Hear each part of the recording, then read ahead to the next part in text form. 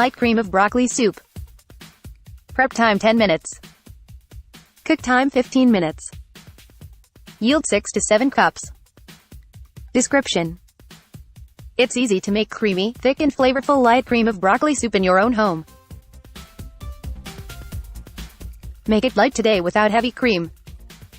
Ingredients: 2 tablespoons butter, 1 onion, chopped, 1 stalk of celery, chopped, 1 clove of garlic, minced, 1 russet potato, chopped, 5 cups of chicken stock or vegetable stock, 1 cup of water, 4 cups broccoli florets, 1/3 cup half and half cream, black pepper to taste, shredded cheddar cheese optional.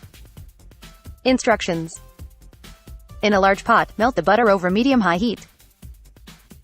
Sauté the onions, garlic and celery until the onions are soft and translucent. Add the potatoes and mix well. Add the chicken or vegetable stock and water. Bring to a simmer. Add the broccoli.